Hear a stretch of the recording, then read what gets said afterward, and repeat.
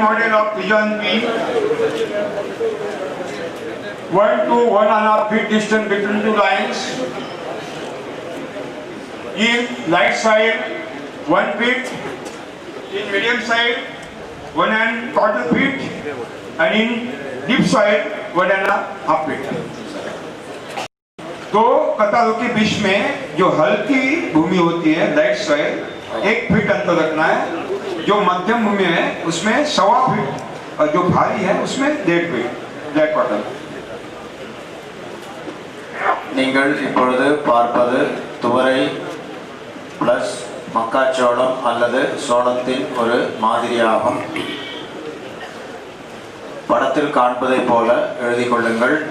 இரு வரிசைகளுக்கு இடையே மணல் பாங்கான பூமியாக இருந்தால் 1 அடியும், கடினமான பூமியாக இருந்தால் 1.5 அடியும், இதற்கு இடைப்பட்ட பூமியாக இருந்தால் 1.25 அடியும் வையுங்கள். 2 வரிசைக்கு இடையே மணல் பாங்காக இருந்தால் 1 அடியும், கருமையான நிற மண்ணாக இருந்து கடினமாக மண்ணாக இருந்தால் 1.5 அடியும், இதற்கு இடைப்பட்டவற்றில் 1.25 அடியும் வைத்து விடுங்கள்.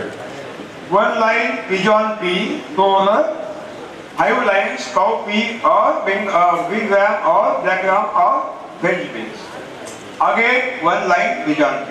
Weight the pigeon P, maize or sorghum. ஒரு வரிசை துவரையை நடவு செய்ய வேண்டும். துவரையுடன் மக்காச்சோளம் அல்லது சோளத்தை நடவு செய்ய வேண்டும். துவரையுடன் மக்கா சோளத்தை நட வேண்டும். அதன் பிறகு அடுத்த 5 வரிசையும் தட்டைப்பயிர் அல்லது பாசிப்பயிர் அல்லது உளுந்து அல்லது பிரெஞ்சு பீன்ஸை நடவு செய்யுங்கள். அதன் பிறகு திரும்பவும் துவரையுடன் மக்காச்சோளம் அல்லது சோள வரிசை தொடர்ந்து கொண்டே இருக்கும். This is the first model. Second model of the pigeon P, only one change should be done. Same model, only one change should be done in the center line. In the center line, we have to take the beans plus jawar or maize. Plus mix. Plus mix. And this single cowpea or green gram like beans. These 2 lines beans, 1 pigeon pea, white maize. 2 lines only things or green beans or black. Third line jawar beans with jawar or bajra. 2 lines fresh beans, pulses and again pigeon. मिला mix कर jawar plus beans और maize. முன்னே பார்த்தது முதல் மாதிரியாகும் துவரையில். இது இரண்டாவது மாதிரியாகும். இதில் முதல் மாதிரியை போலவே முதல் வரிசையில் துவரையுடன் மக்காச்சோளம் அல்லது சோளம், துவரையுடன் மக்கா சோளம் அல்லது சோளத்தை விதைக்க வேண்டும், கலந்து விதைக்க வேண்டும். அதன் பிறகு அடுத்த 2 வரிசையில் தட்டைப்பயிரோ அல்லது பாசிப்பயிரோ அல்லது உளுந்தோ அல்லது பிரெஞ்ச் பீன்ஸோ விதைக்க வேண்டும். நடுவரிசையில் மூன்றாவது வரிசையில் சோளத்துடன் சோளத்தை ஜோவார் அல்லது சோளத்தை தட்டைப்பயிர் அல்லது பாசிப்பயிர் அல்லது உளுந்து அல்லது பீன்ஸுடன் கலந்து விதைக்க வேண்டும். சோளத்துடன் தட்டைப்பயிர் பாசிப்பயிரை கலந்து விதைக்க வேண்டும். அதன் பிறகு இரண்டு வரிசையில் தட்டைப்பயிர் அல்லது பாசிப்பயிர் அல்லது உளுந்து அல்லது பிரெஞ்ச் பீன்ஸை விதைக்க வேண்டும். அதன் பிறகு திரும்பவும் துவரை மக்காச்சோளம் ஆரம்பித்துவிடும். இவ்வாறாக நீங்கள் வரிசையாக விதைக்க வேண்டும். Distance between two lines: in light soil 1 feet, medium soil 1¼ feet, and deep soil. இந்த இரண்டு வரிசைகளுக்கு இடையே சன்னமான மணல் பாங்கான பூமியாக இருந்தால் 1 அடியும், கடினமான கருமை நிறமாக பூமியாக இருந்தால் 1½ அடியும், இதற்கு இடைப்பட்ட பூமியாக இருந்தால் 1¼ அடியும் இந்த இரண்டு வரிசைகளுக்கு இடையே உள்ள வைக்க வேண்டும். Savi, third model of the pigeon bee.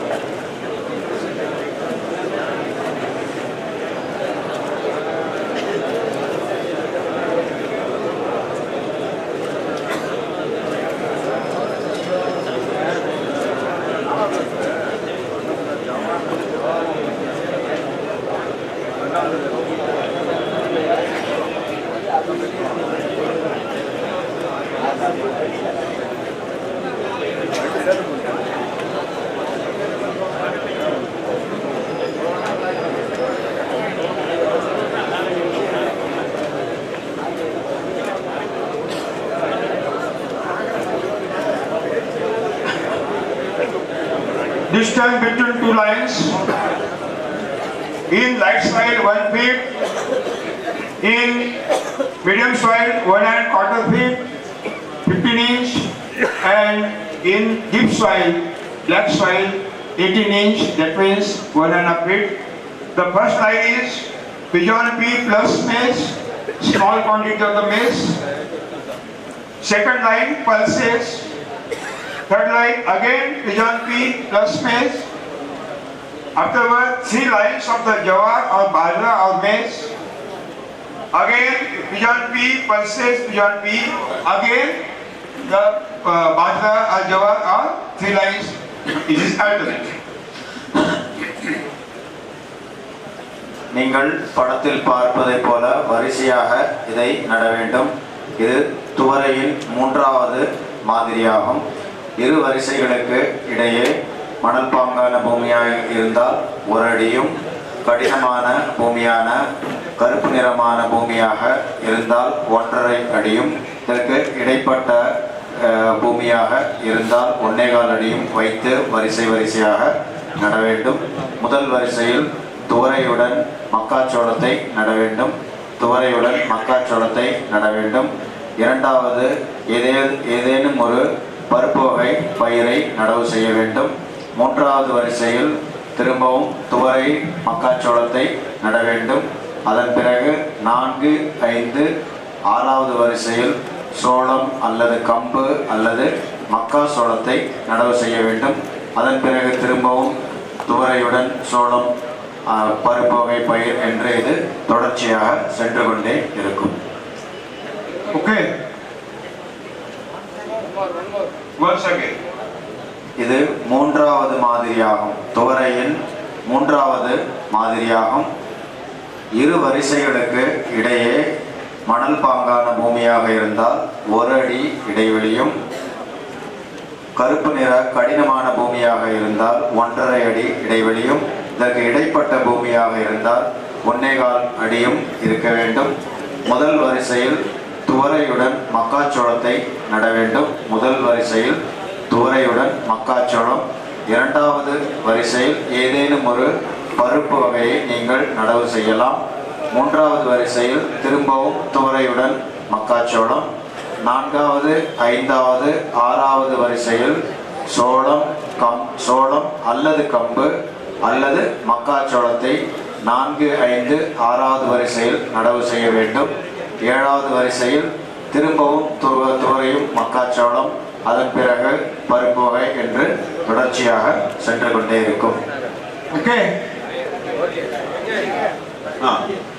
Now, in separate green gram, Bengal gram or cowpea crop, separate along top of the green gram or black gram or cowpea, where there is separate crop already. முதன்மை main crop as a main crop. Main crop as a main crop. பாசிப்பயிர் அல்லது தட்டைப்பயிர் அல்லது உளுந்து இவற்றை எப்படி முதன்மை பயிராக வைத்து சாகுபடி செய்வது? பாசிப்பயிறு அல்லது தட்டைப்பயிறு அல்லது உளுந்து இவற்றை எப்படி முதன்மை பயிராக சாகுபடி செய்வது என்பதை பார்ப்போம். Again, 5 lines of the pulses separate. 6th line is a bajra or sorghum or maize plus pulses. Again 5 lines pulses. 5 lines Pulses. And a green gram 5 lines, black gram 5 lines, cowpea 5 lines. 6th line bajra plus pulses. Bajra plus pulses. Pulses. Otherwise maize plus pulses. Maize plus Otherwise pulses. sorghum plus. sorghum plus pulses. Again 5 lines. एक ही line 5 के बाद 6 एक ही line. பாசிப்பயிர் அல்லது தட்டைப்பயிர் அல்லது உளுந்தை எவ்வாறு விதைக்க வேண்டும் என்றால் 5 வரிசைகள் பாசிப்பயிரோ அல்லது தட்டைப்பயிரோ அல்லது உளுந்தையோ நீங்கள் விதைத்து விடுங்கள் வரிசையாக. 6வது வரிசையில் கம்பு அல்லது சோளம் அல்லது மக்காச்சோளத்துடன் இதே பாசிப்பயிரையோ அல்லது தட்டைப்பயிரோ அல்லது உளுந்தையோ விதைத்து விடுங்கள். அதன் பிறகு 5 வரிசைகள் திரும்பவும் பாசிப்பயிரோ அல்லது தட்டைப்பயிரோ அல்லது உளுந்தையோ விதையுங்கள். Mulberry cultivation, anybody? Mulberry. Reshme. Mulberry. Only one.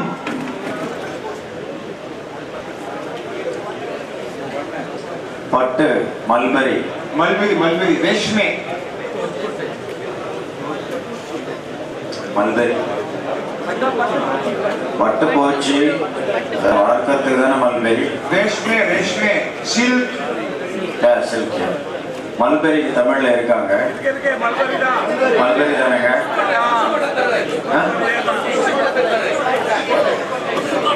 முசுக்கொட்டையா?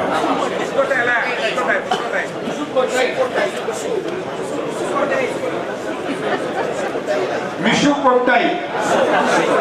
Yeah, I know, you don't know. आपका सीखे.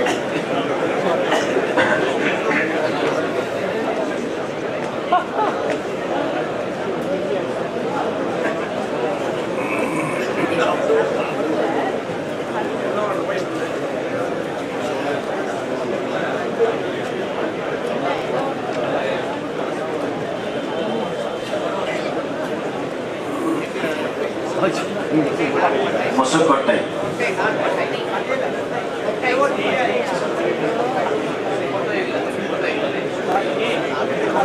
Hokai. Hotta. Oh.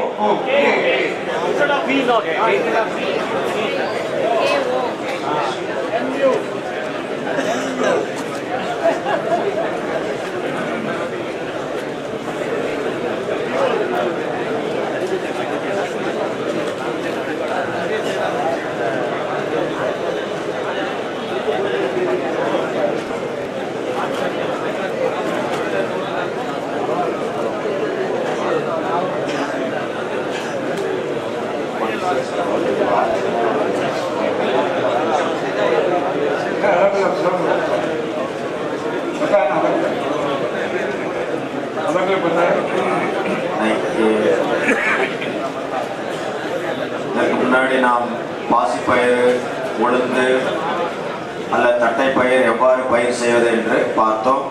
முதல் 5 வரிசையை பாசிப்பயிறு मिक्स करके एक तो मेस प्लस बीन पल्से सॉल्वर प्लस कोई भी एक लेगा उसमें बेस डालो मिक्स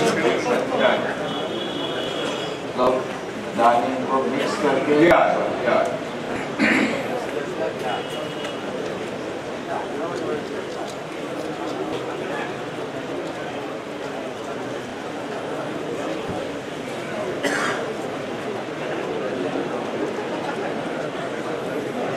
பாசிப்பயிறு அல்லது உளுந்து அல்லது தட்டைப்பயிரை நாம் 5 வரிசைகளாக விதைக்க வேண்டும் என்று பார்த்தோம்.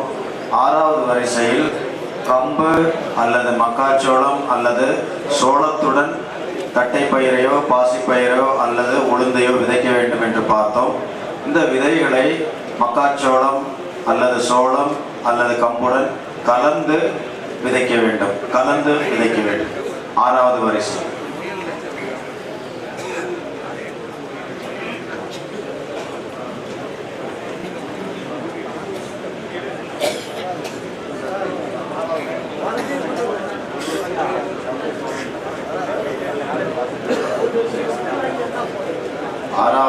ஆறாவது வரிசையில் மக்காச்சோளமோ அல்லது கம்பு அல்லது சோளம் ஏதோ ஒன்று எடுத்துக்கொள்ளுங்கள். ஏதாவது ஒன்று அதனுடன் தட்டைப்பயிரோ அல்லது பாசிப்பயிரோ அல்லது உளுந்தோ ஏதாவது ஒன்று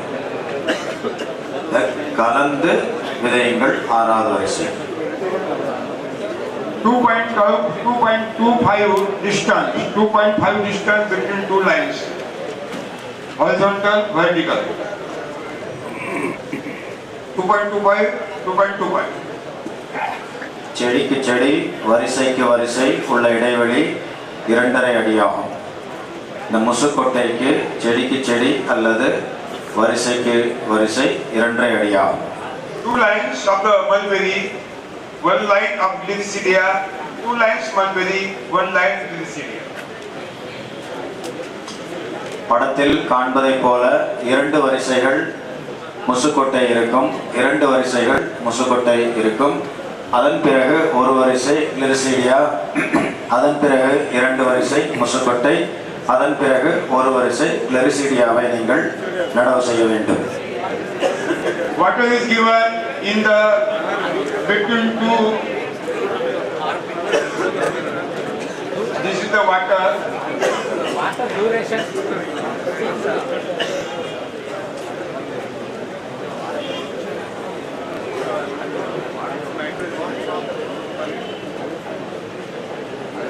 And here mulching. In between 2 lines of the mulberry, mulching of Glycidia branches. ये पानी देना है, पानी देने के लिए ये वाटर. படத்தில் காண்பதைப் போல 2 வரிசைகள் முசுக்கொட்டை இருக்கும், அதன் பிறகு கிளிரிசீடியா இருக்கும், அதன் பிறகு 2 வரிசைகள் முசுக்கொட்டை இருக்கும். இந்த முசுக்கொட்டை இருக்கும் 2 வரிசைகள் இடையே நடுவில் மூடாக்கு செய்ய வேண்டும். இவ்வாறு மூடாக்கு செய்ய வேண்டும். கிளிரிசீடியா இருக்கும் வரிசையில் 2 பக்கங்களிலும் நீள்குழிகள் எடுக்க வேண்டும். கிளிரிசீடியா வரிசையில் 2 பக்கங்களிலும் நீள குழிகளை எடுக்க வேண்டும். இந்த நீள கால்வாய்களின் மூலம் பாசனம் செய்ய வேண்டும். முதல் 2 வரிசை மல்பெரி அல்லது முசுக்கொட்டை, இந்த 2 வரிசைகளுக்கு இடையே மூடாக்கு செய்ய வேண்டும். அதற்கு அடுத்த வரிசை கிளிரிசீடியாவாகும். இந்த கிளிரிசீடியா வரிசைக்கு 2 பக்கங்களிலும் நீள கால்வாய்களை நீங்கள் எடுக்க வேண்டும். இதன் மூலமே நீங்கள் பாசனம் நீரை செலுத்த வேண்டும். அதன் பிறகு மறுபடியும் 2 வரிசை மல்பெரி அல்லது முசுக்கொட்டை, அதன் பிறகு கிளிரிசீடியா என்று தொடர்ச்சியாக செல்லும். Mulberry is a perennial crop, and in geobiological farming you will get the best quality of the seed.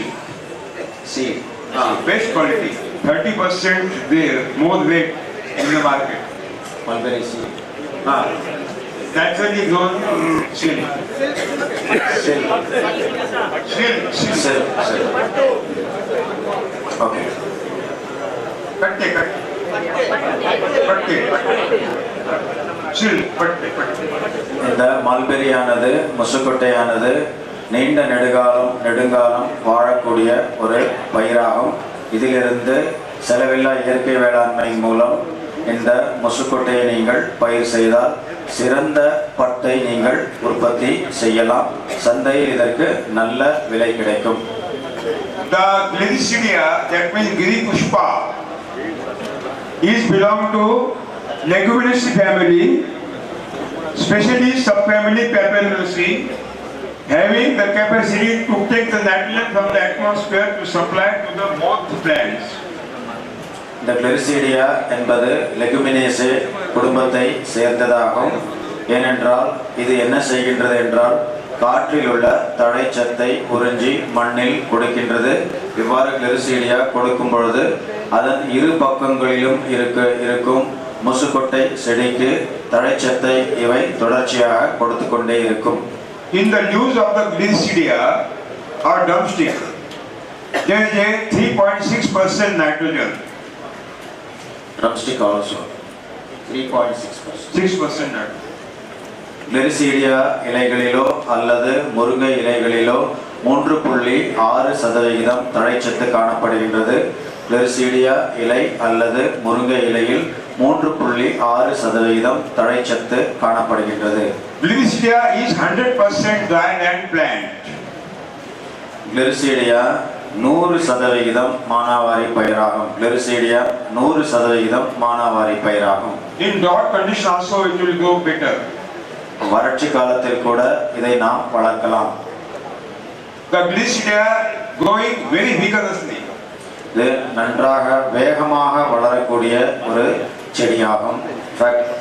Every month we will cut down the branches. Again new branches will be come out and grow vigorously. பிரதி மாதம் ஒவ்வொரு முறையும் நீங்கள் இதை வெட்டி கிளைகளை வெட்டி மூடாக்காக செய்தாலும் மறுபடியும் துளுத்து கொண்டே இருக்கும்.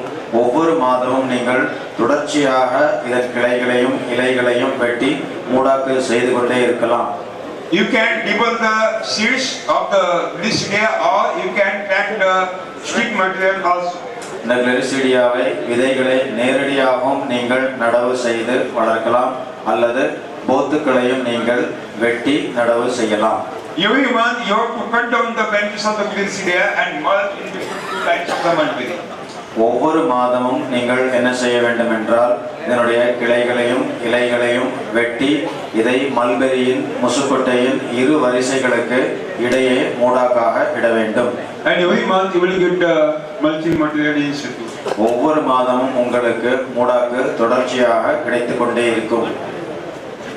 Okay? Now plant protection. All crops, all seasonal crops, plant protection. Protection जो है ना वो बाकी बचा है ना. பயிர் பாதுகாப்பு எல்லா வகையான செடிக்கும் தாவரங்களுக்கும் தானிய வகை பயிர்களுக்கும் எவ்வாறு பயிர் பாதுகாப்பு செய்வது?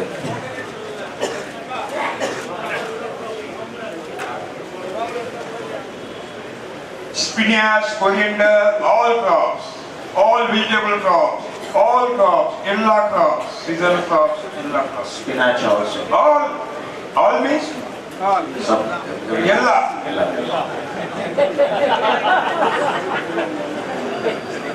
Okay? You observe the plants or crops every week, twice a week. You have to observe the crop twice a week. நீங்கள் பயிர் பாதுகாப்பு செய்வதற்கு உங்கள் தோட்டத்திற்கு சென்று வாரத்திற்கு இருமுறை நீங்கள் உங்கள் தாவரங்களையோ செடிகளையோ பார்த்து கொண்டே இருக்க வேண்டும். Observe minutely the back side of the leaves. இலையின் அடிப்புறத்தை நீங்கள் பார்க்க வேண்டும். தொடர்ச்சியாக அதை பார்த்து கொண்டே இருக்க வேண்டும். வாரத்திற்கு குறைந்தபட்சம் இருமுறையாவது சென்று பார்க்க வேண்டும்.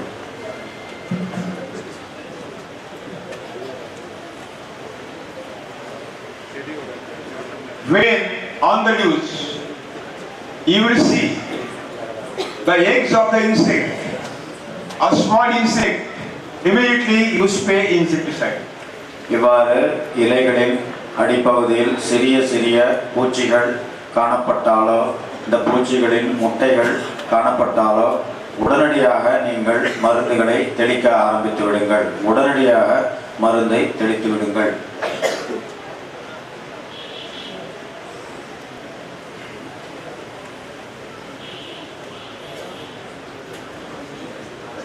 If there be no existence of the eggs and insects, small insect, no spray at all. No spray at all. இவ்வாறு நீங்கள் பார்க்கும் பொழுது இலையின் அடிப்புறத்தை பார்க்கும் பொழுது முட்டைகள் இல்லாவிட்டால் பூச்சிகளும் இல்லாவிட்டால் மருந்து தெளிப்பிற்கு அவசியமே கிடையாது.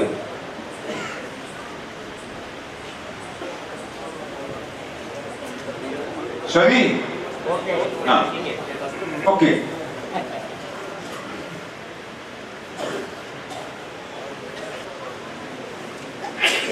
When on the tip of the leaves or corner of the leaves, when tip of the leaves or corner of the leaves, இந்த இலைகளின் நுனியிலோ அல்லது விளிம்புகளிலோ இலை நுனி அல்லது விளிம்பிலோ edge of the leaves, edges of the leaves, black color or red color or yellowish color spot will be appeared.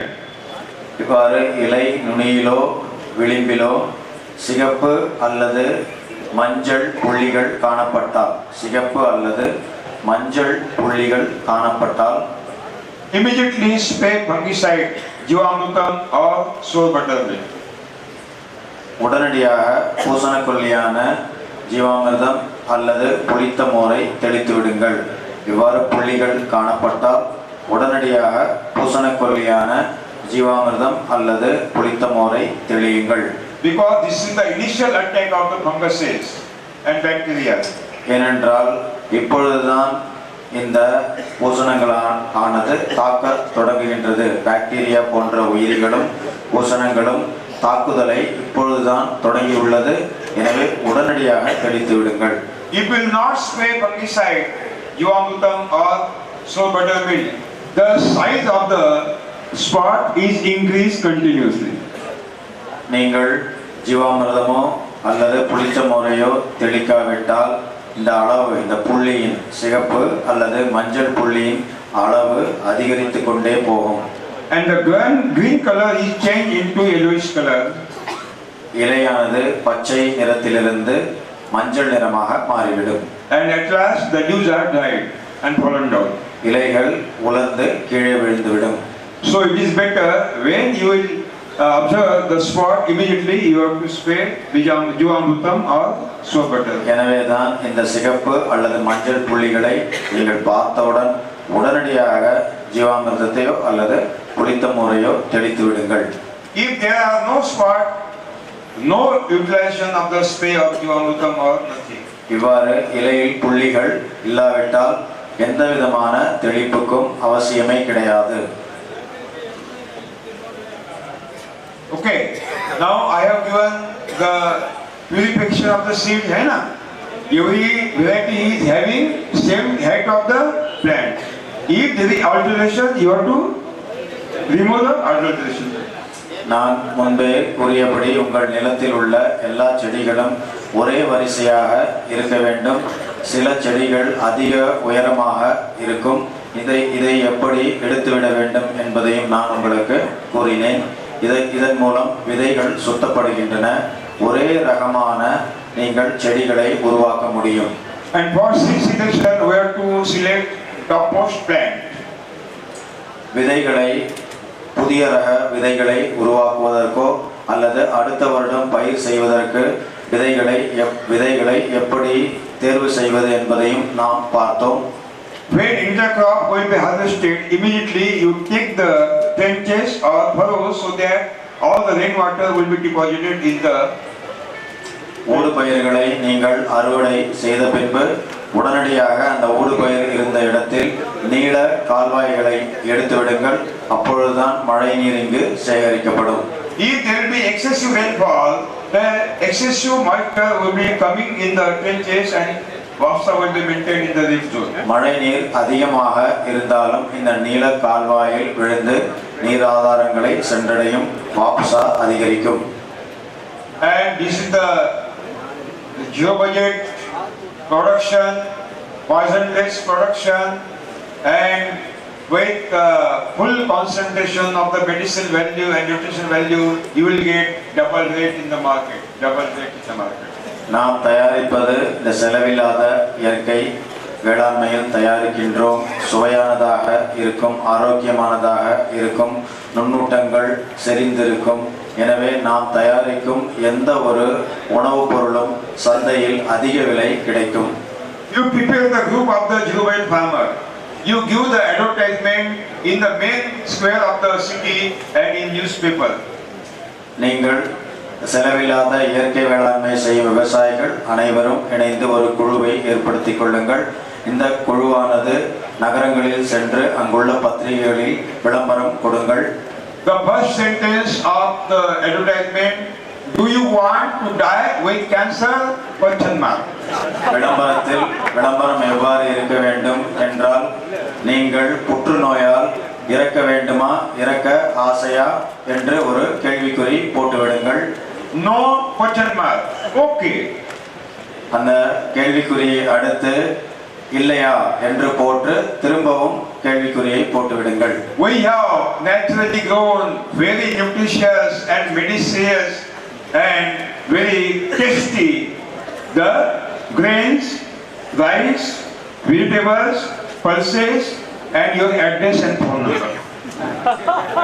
அதன் கீழே நீங்கள் என்ன போட வேண்டும் என்றால், எங்களிடம் ஆரோக்கியமான சுவையான நுண்ணூட்டங்கள் நிறைந்த ஒரு அமிர்தம் மருந்து எங்களிடம் உள்ளது. அதன் கீழே உணவு தானியங்களை வரிசையாக போட்டுவிடுங்கள். பருப்பு ரகங்கள், அரிசி, எண்ணெய் வித்துக்கள் அனைத்தையும் போட்டுவிட்டு உங்கள் முகவரியையும் தொலைபேசி எண்ணையும் போட்டுவிடுங்கள். Nobody want to die with cancer, diabetes, heart attack. Do you want? No. யாருக்குமே புற்றுநோயோ அல்லது நீரிழிவு நோயோ அல்லது இருதய நோயாலோ இறக்கும் எண்ணம் கிடையவே கிடையாது. And because of the 6 pay commission, there is a bumper money is coming in the pocket. They are becoming mad how to invest this money. ஆறாவது பே கமிஷன் மூலம் அரசாங்க அதிகாரிகளுக்கோ அதிக அளவு பணம் கிடைத்துள்ளது. அவர்களிடம் நிறைய பணம் உள்ளது. They have a purchasing power. They have a purchasing power. அவர்களிடம் வாங்கும் சக்தி அதிகமாகவே உள்ளது. You say this is the rice, 80 rupees per kg. If you want, you purchase. Otherwise, die with the cancer. சொல்லுங்கள், உங்களுடைய அரிசி 80 ரூபாய் ஒரு கிலோவாகும். வாங்க வேண்டும் என்றால் வாங்குங்கள், இல்லாவிட்டால் புற்றுநோயால் இறந்து போங்கள் என்று சொல்லுங்கள். You will say, no, I do not want to cancer. You take 100 rupees, but you.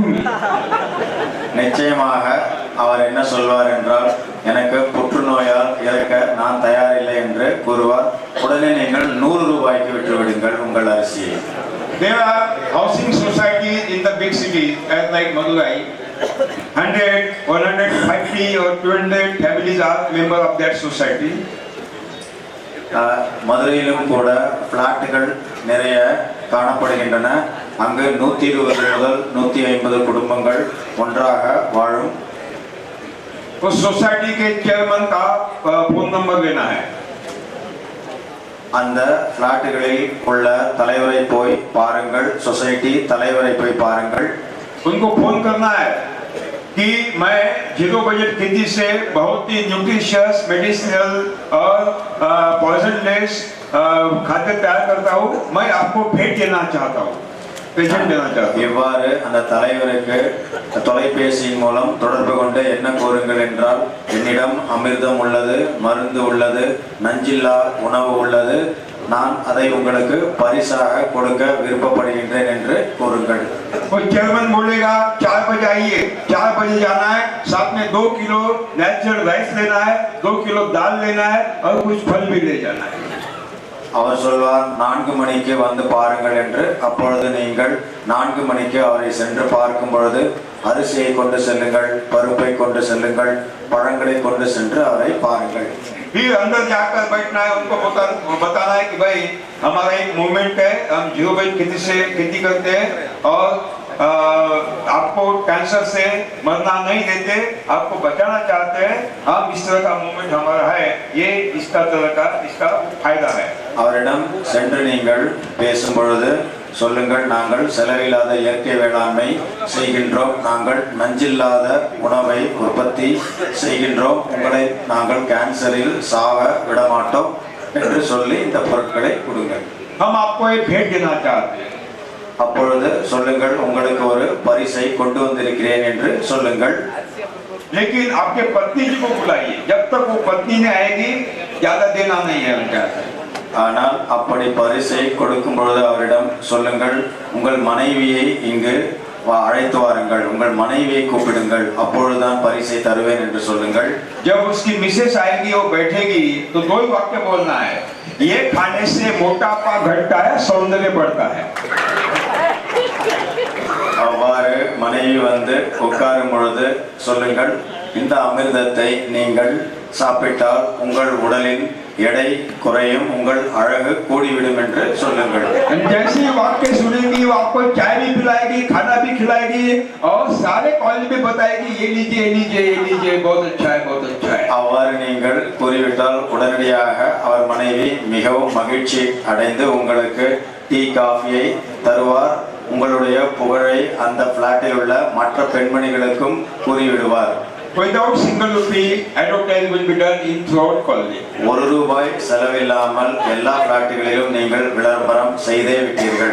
आपको फोन आते रहेंगे, हमें 1 क्विंटल चाहिए, हमें 2 क्विंटल चाहिए, बिल्कुल नहीं, 5 बजे आना है, दूसरे दिन आना है, कहना है.